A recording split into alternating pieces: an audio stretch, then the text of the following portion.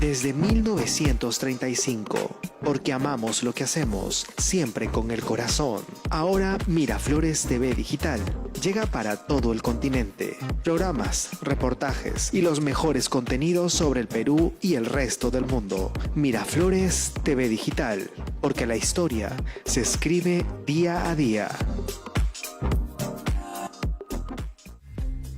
No te desconectes. En breve, Divina Justicia. Todos los martes de 6 a 7 de la noche. Solo por Miraflores TV Digital. Una mirada diferente. Porque sabemos que nuestros contenidos son de tu interés. Te invitamos a interactuar y ser parte de Miraflores TV Digital. Compartiendo las transmisiones en vivo, noticias y más. De modo público en tu perfil o historia de Facebook. Y si eres parte de algún grupo con temática relacionada al programa que estás viendo, no dudes en pasar la voz. Como medio de comunicación es nuestro deber difundir y respetar las políticas de esta comunidad digital.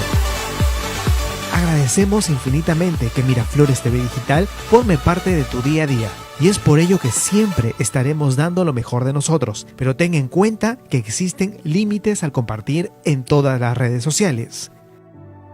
Miraflores TV Digital, porque todos somos comunicadores. Porque sabemos.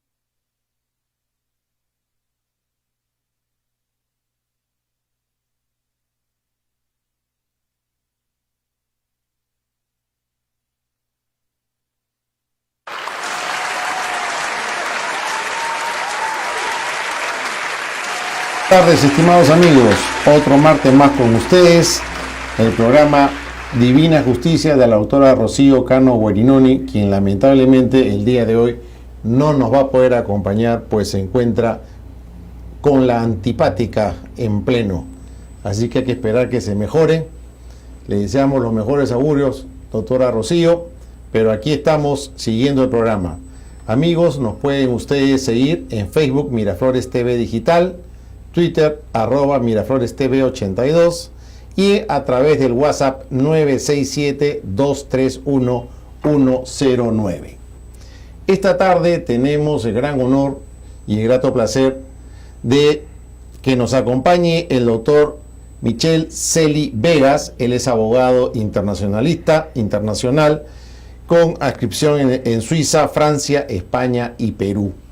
El doctor Celi es especialista en temas de coyuntura política y concretamente hoy vamos a tratar eso, la coyuntura política en Latinoamérica.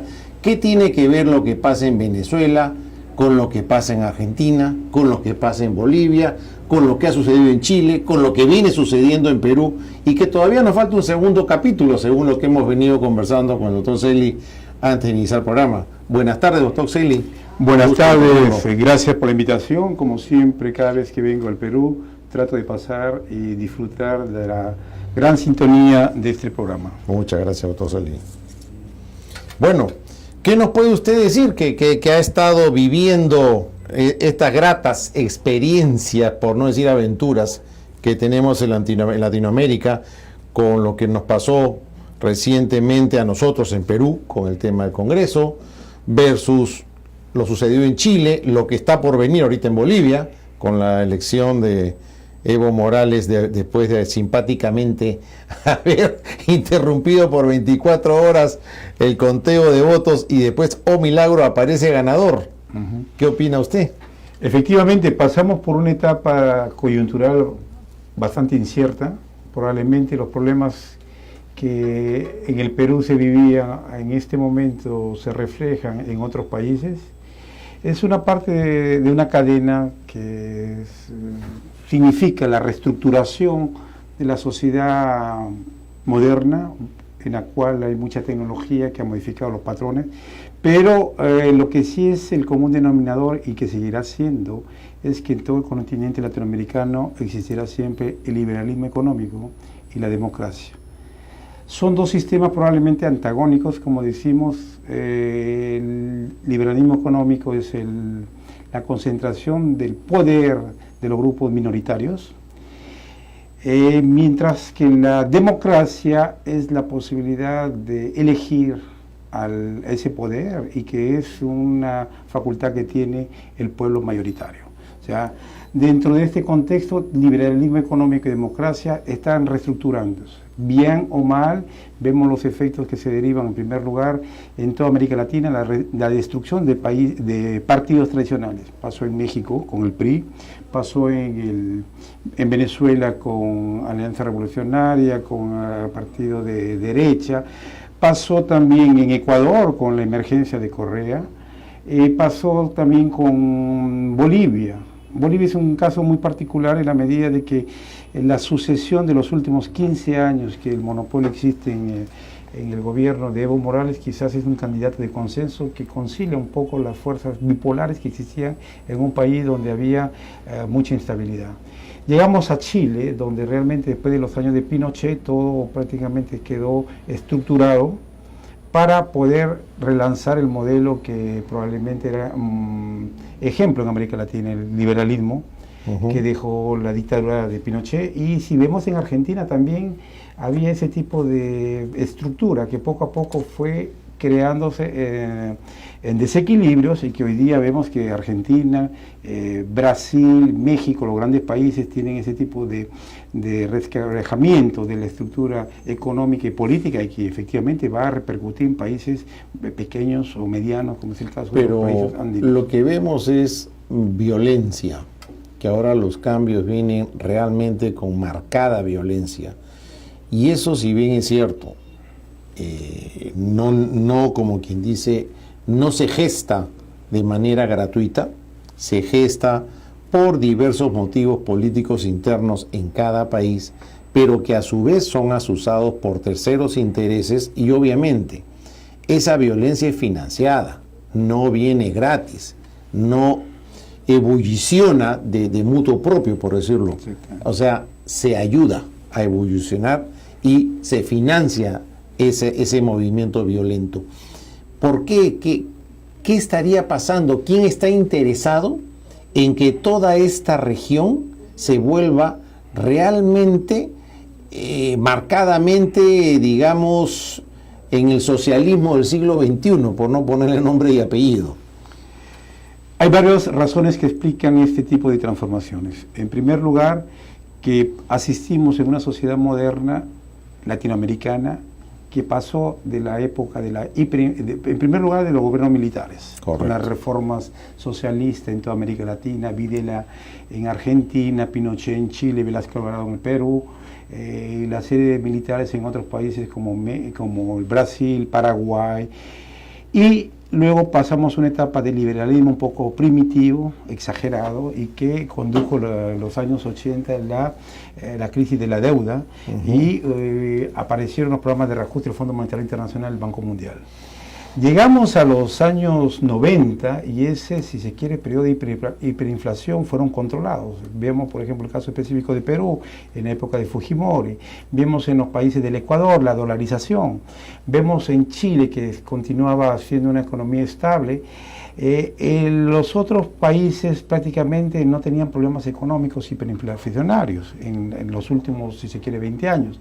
Lo que pasa es que esos problemas que han sido prácticamente de Estado, si podemos llamarlo de esa manera, porque cuando hablamos de la deuda externa afectábamos todos los precios públicos. Ustedes saben que los problemas en América Latina han sido que son estructuras frágiles, débiles. Entonces, cuando se han producido revoluciones, entre comillas, o levantamientos populares, es porque se afectaban los precios públicos, el precio del petróleo, el precio de la gasolina, el precio de los productos familiares. Exactamente.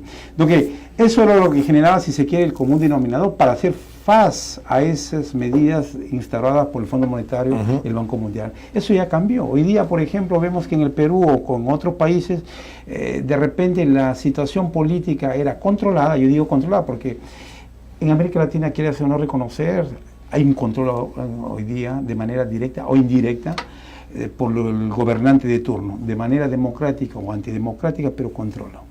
Lo que sí hay que ver en cuenta que volvemos al tema de que probablemente las estructuras son frágiles en la medida de que América Latina ha pasado como pasa toda la economía del boom a la crisis, y eso va a mantenerse siempre. No es el caso de Europa, por ejemplo. Europa, el resultado de 2 guerras mundiales ha determinado que hoy día las estructuras, en todo caso materiales, sean un poco más sólidas, pero la gente después de la Segunda Guerra Mundial ha tenido que trabajar, los gobiernos han tenido que hacer reajustes, y los últimos reajustes que se han hecho en Europa básicamente es el resultado de todas las medidas monetarias y políticas hoy día de migración y seguridad en el marco de la Unión Europea. Ahora, tú mencionas, por lo que dices, y yo traduzco, estos son ciclos. Exactamente. Ciclos sociales, ciclos económicos. Exactamente. O sea, necesariamente después de una bonanza viene un caos. Exactamente. Entonces, lo que nos está diciendo en buen romance es, agárrense que aquí todavía no termina en Perú. Y otra pregunta, doctor Celi, ¿por qué históricamente, por lo general, Uruguay y Paraguay siempre han mantenido una estabilidad? Políticamente han sido lo más estables de toda la región. ¿Por qué ellos sí y por qué los otros no? Yo creo que depende de la constitución o la estructura del país. Si cogemos Uruguay, de repente hay una gran cantidad de modernidad. Muchos admiran y comparan como la Suiza de América Latina. Es el caso también de Costa Rica. Las estructuras políticas probablemente se han sucedido sobre modelos que son relativamente un poco europeizados. O sea, continuismo, por llamarlo de una manera. Exactamente, continuismo que ha favorecido a todo el mundo. Es decir, es lo que se veía, por ejemplo, en Venezuela antes, entre ADECO y el otro partido opositor.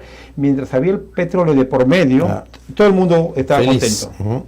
De momento que el petróleo pasa a ser reclamado y reivindicado por las mayorías, y hay unos dirigentes que dicen representar con el populismo a esa mayoría, automáticamente se produce la ruptura.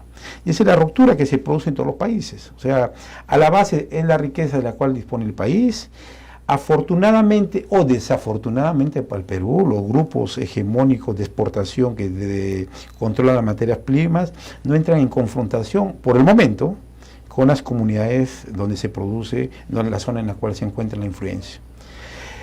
Si tomamos el caso del Perú, cuando el Perú estaba La Brea y Pariñas en Talara, todo era tranquilo. La costa norte había un sistema muy desarrollado, muy americano, y nadie los tocaba.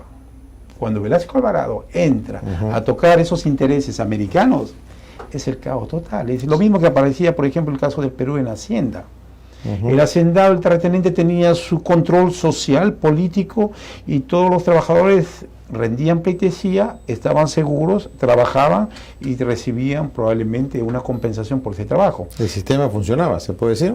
Decíamos que el sistema funcionaba, si todos los escritos sociológicos que vemos, en todo caso, que salen a relucir cuando uno estudia la realidad peruana, se da cuenta de que, por ejemplo, la autarquía que vivían ciertos sectores, en primer lugar en las comunidades o en las zonas azucareras, por el lado de la costa, y después las zonas indígenas, las grandes terratenientes en el lado de la sierra, automáticamente era un control social que se hacía. Y hay otra cosa que hay que tener en cuenta: ¿por qué en el Perú probablemente no hay una reacción violenta? Digamos de otra manera, ¿por qué en América Latina no había una reacción tan violenta como ha pasado en otros países? Que te llevan a una guerra. Claro, de repente el elemento conciliador, el elemento común es la religión. Es uno de los elementos. Otro elemento es de que probablemente los satélites o países de satélites, como algunos utilizan ese tipo de terminología para decir América del Norte y los países de América del Sur, probablemente las preocupaciones, y hablamos de esto en los años 60, cuando el problema de Cuba entre Rusia y Estados Unidos, la prioridad era la seguridad hemisférica. Claro, la crisis de los misiles. Eso no existe ahora. Hoy día, si hablamos de una intervención en Venezuela, no va a pasar, porque Venezuela sigue vendiendo el petróleo a Estados Unidos. Y lo va a seguir vendiendo. Entonces, de esa manera, en la misma situación, por ejemplo, países como Bolivia. Países como Bolivia, probablemente uno de los grandes productores de hoja de coca en términos medicinales o en términos de criminales, poco importa la definición, pero siempre habrá coca. ¿Por qué? Porque las condiciones materiales, naturales de ese país le permiten. Así es. O sea, en el caso de Perú, como decía hace un momento, afortunado o desafortunadamente, somos pacifistas hasta cierto tiempo. Pero no nos olvidemos, y esperemos que no pase como pasa en algunos países, que ese pacifismo se quiebra en el momento que hay la irrupción de ciertos líderes o de ciertas tendencias extremistas que desestabilizan a todo el mundo. Y una pregunta, doctor Celi.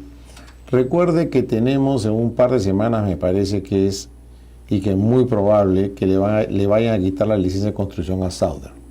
Hasta hoy tenemos los levantamientos focalizados en Arequipa, en la zona de influencia.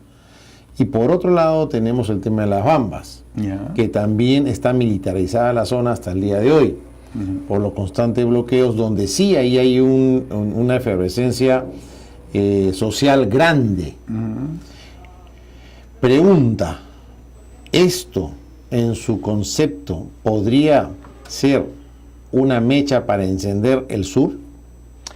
Yo pienso que podría ser un incitador, un elemento incitador que podría potencialmente, como se dice, levantar ciertos apetitos regionalistas de líderes que por una u otra razón van a irrogarse como el título de líderes para manejar esa masa que se siente en este momento desorientada. Pero ojo, pero también lo que digo yo, eso no es gratis. No, alguien lo financia. Exactamente. Hay un interés y hay un grupo de poder económico que siempre está detrás de ello.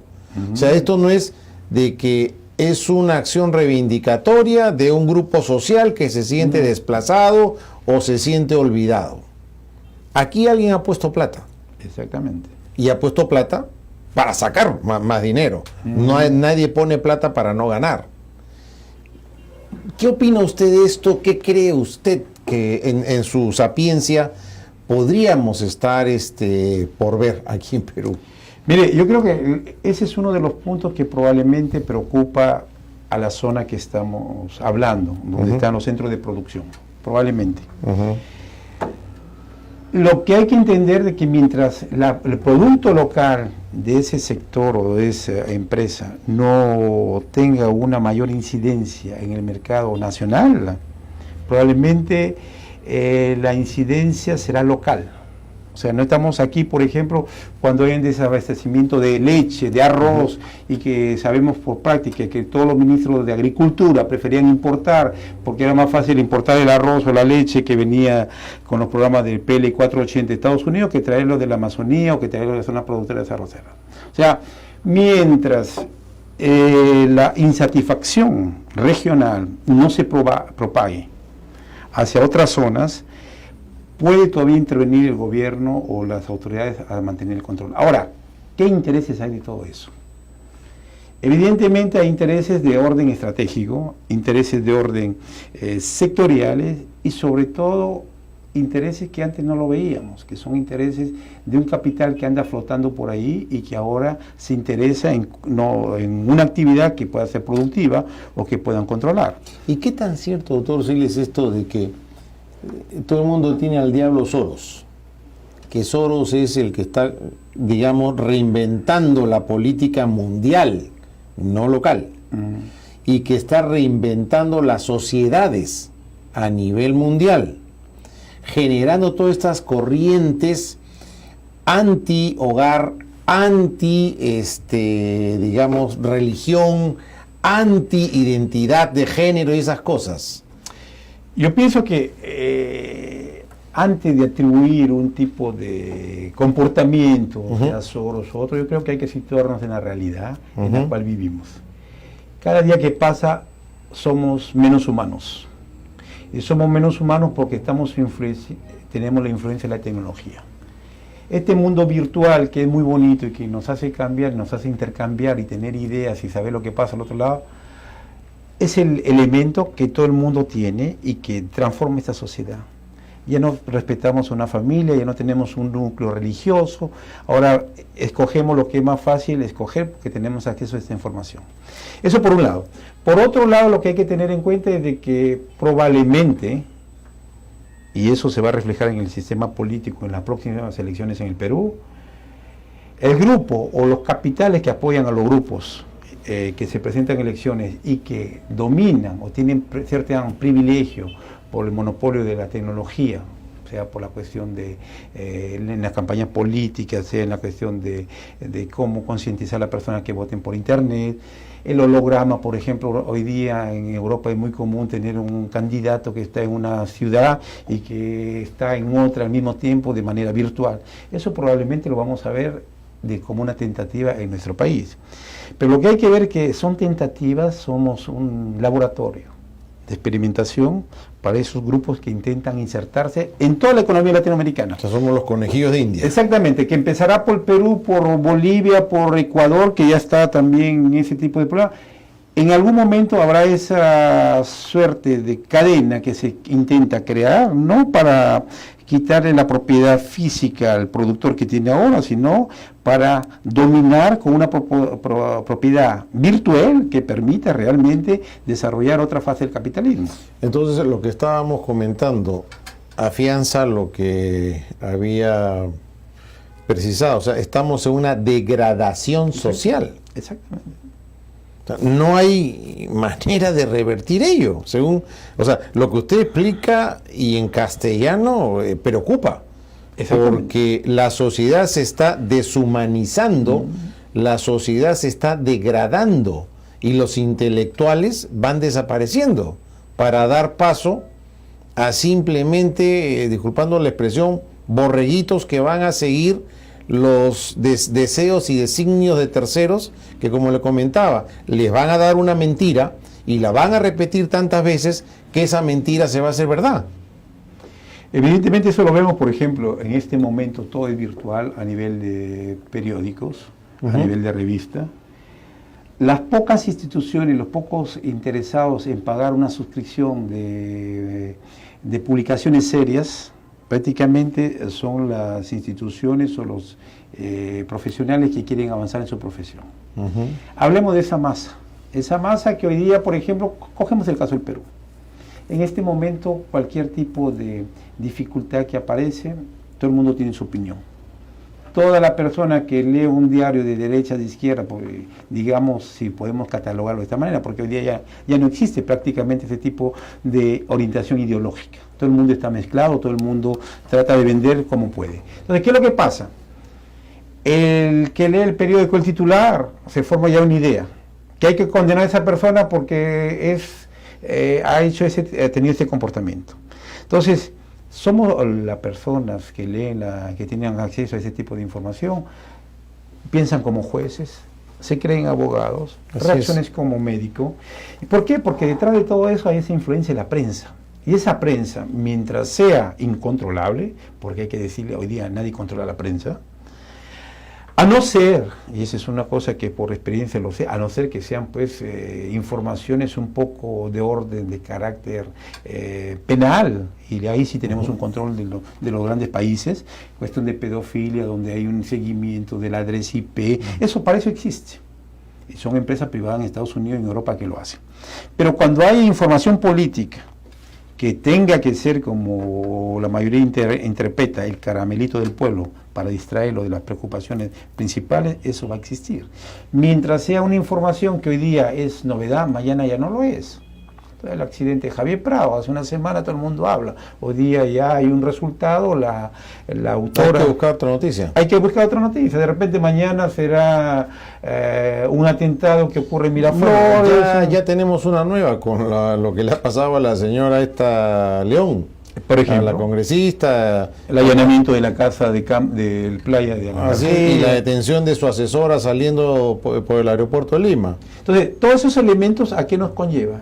Que no vamos a las cuestiones que de fondo, exactamente, de fondo. Entonces, hoy día, por ejemplo, yo recuerdo haber estudiado en la Universidad Agraria de La Molina, en San Marcos, y en la Católica, tres realidades diferentes, pero he podido aprender la realidad peruana con el estudiante de La Molina, donde el antiguo terrateniente era el que pasó a ser financiero en Lima, porque eso fue la migración que se da del campo a la ciudad.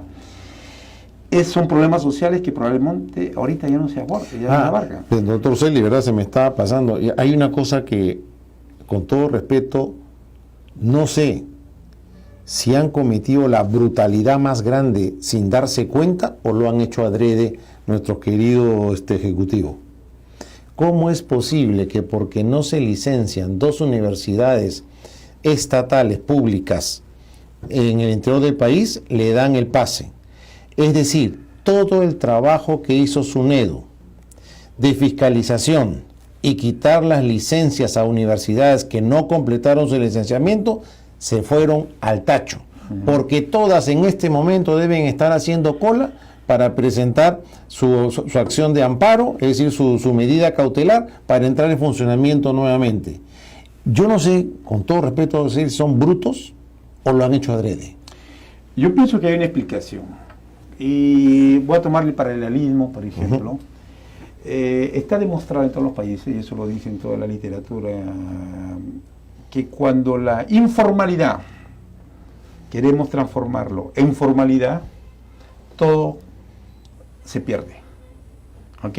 Por ejemplo, queremos darle seguridad social al trabajador informal.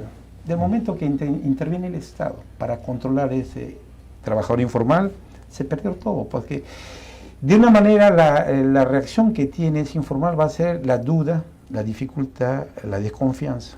De repente no va a dar la información lo que esperaba el Estado. En el caso de las pequeñas empresas ocurre la misma cosa. Cojamos en la parte de la educación. SUNEDU, la gran superestructura que controla todo el mundo y que finalmente da líneas directivas. Que sean buenas o que sean malas, eso depende. Correcto. Ahora, ¿por qué tenemos en nuestro país algunas decisiones que son arbitrarias o algunas normas que son controversiales? Es por el hecho que las personas que dirigen ese país, que son encargados de elaborar las normas, que supongamos deben tener una conducta equilibrada y que representan los intereses o el comportamiento del mundo, no lo tiene. Y partamos de ya a la idea de base, el Parlamento. El Parlamento da pena, o sea, en todo país civilizado, en todo país donde hay un poder legislativo y ejecutivo, hay discusiones realmente que interesan sobre el fondo. Realmente la teoría de Kelsen, la teoría constitucional, todo eso antes era, como se dice, propio a la ciencia jurídica. Así es. Ahora todo el mundo habla. Y cuando vemos el pasado de los que nos representan ahora y que tienen dificultad para demostrar que alguna vez pudieron hacer estudios de manera continua, entonces decimos, oiga, hay esa frase que dice, cada país tiene los representantes que se merece. Sí, así es, ¿no? Y como entonces, es que las universidades de prestigio o que han tenido una trayectoria para formar profesionales hoy día se ven perjudicadas con ese tipo de parlamento, evidentemente que sí. Estamos en la degradación, y como vuelvo a decir, o sea, todo el trabajo que se hizo en los últimos 3 años se fue a la basura. Exactamente. Y habrá la consecuencia que todavía es muy temprano evaluar los resultados, porque cuando han cerrado las universidades, Garcilaso de la Vega, así es, hay un montón de personas que no saben qué hacer. Doctor Celi, no han cerrado ninguna universidad el día de hoy. Todas van a volver a operar con la norma que acaba de dar el propio gobierno. Y ninguna universidad que fue retirada del sistema educativo va a quedar fuera. Todas van a regresar, se lo garantizo. Bueno, yo creo que ese es un optimismo que hay que situarlo en el realismo peruano. Doctor, una palabrita de cierre, simplemente una reflexión. ¿Qué usted aconsejaría al común poblador peruano? Bueno, al poblador peruano, sea de la clase social que fuere, así es. Lo que interesa es ser consciente en su propia realidad. O sea, como país multirracial, la diversidad, y fue tolerante con todo el mundo. Y tolerante significa respetar lo que hace uno, y esa persona que se siente respetada, saber que tiene un valor agregado, no solamente económico, sino social, porque tiene sus hijos, porque tiene su familia, y eso que hay que recuperar es urgente. Totalmente de acuerdo. Los derechos de uno terminan donde empiezan los del otro. Exactamente. Bueno, le agradezco mucho, doctor Celi, les agradezco mucho. Vamos a ir a un breve corte para entrar a la segunda etapa del programa. Muy buenas tardes, muchísimas gracias, doctor Celi. Muchas gracias a todos los